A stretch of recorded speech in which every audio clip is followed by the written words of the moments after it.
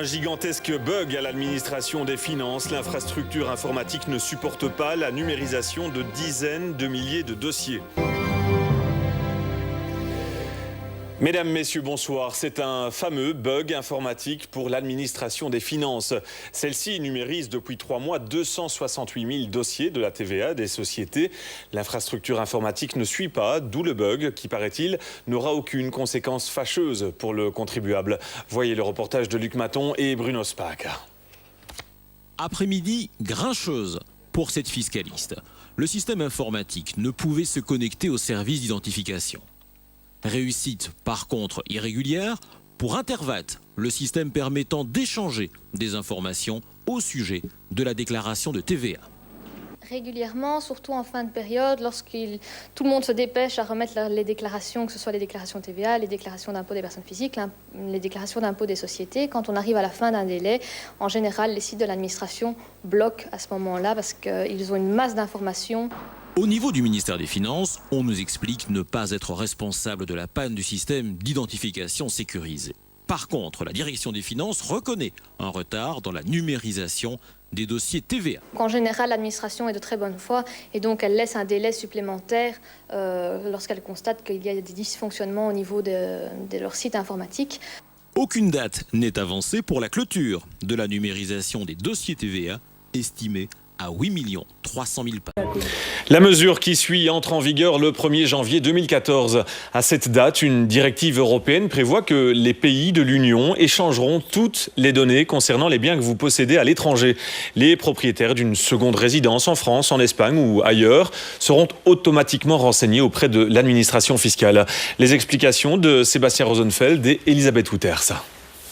Cacher ses biens à l'étranger pour éviter de payer trop d'impôts risque bientôt de coûter très cher. Dès le 1er janvier 2014, tous les services fiscaux des États membres vont pouvoir échanger leurs informations de façon rapide et automatique. Fini les petits mensonges après l'héritage ou l'achat d'un bien dans les pays voisins. Il y a beaucoup de contribuables qui ont par exemple des petits appartements, des petits flats en Espagne, dans le sud de la France, etc. pour leurs vacances principalement. Ces personnes trouvaient que c'était pas nécessaire de déclarer ces revenus dans leur déclaration d'impôt en Belgique. En général, ça n'a pas été fait et ils vont être rectifiés et donc ils vont devoir payer un peu plus d'impôts des personnes physiques. Ils ne seront pas taxés en eux-mêmes sur les revenus étrangers, mais cela va augmenter leur taux d'imposition sur les revenus belges. Jusqu'ici, ce type d'échange de données entre services fiscaux est rare. Seule la France le fait pour les propriétés des ressortissants belges et encore de façon très archaïque et irrégulière. S'il y a intention frauduleuse, le fisc peut revenir sur cette année. Dans ce cas-là, vous devrez payer évidemment l'impôt qui a été éludé, plus une majoration d'impôt qui peut aller de 50 à 200%.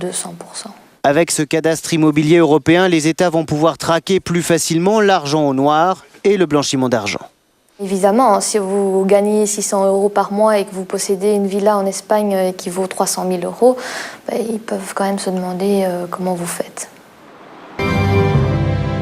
Si vous avez un compte épargne, la décision prise par le gouvernement ne vous concerne pas. Il n'y aura pas de taxation supplémentaire. Vous bénéficiez toujours d'une exonération, c'est-à-dire pas de précompte sur les premiers 1 830 € d'intérêt. Pour les autres revenus hors compte épargne, comme les actions ou les obligations, là la situation change. Le précompte mobilier passe de 21 à 25% et ce, quel que soit le montant. Par rapport à il y a un an, le précompte mobilier était de 15% sur certains dividendes ou intérêts. À partir du 1er janvier 2012, ce précompte 15% était passé à 21% en dessous d'une tranche de 20 020 € et 25% au-dessus. Maintenant, tout sera taxé à 25%.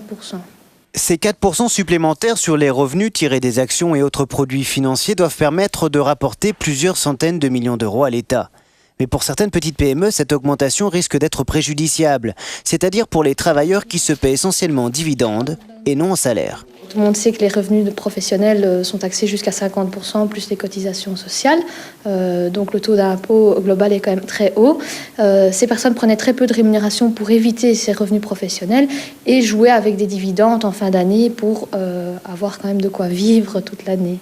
Pour ces personnes-là, évidemment, la mesure va changer aussi, vu qu'on augmente certainement de 4%, voire 10% si on compare avec l'année d'avant. Ces mesures ciblées s'accompagnent d'un plus grand contrôle des revenus des Belges.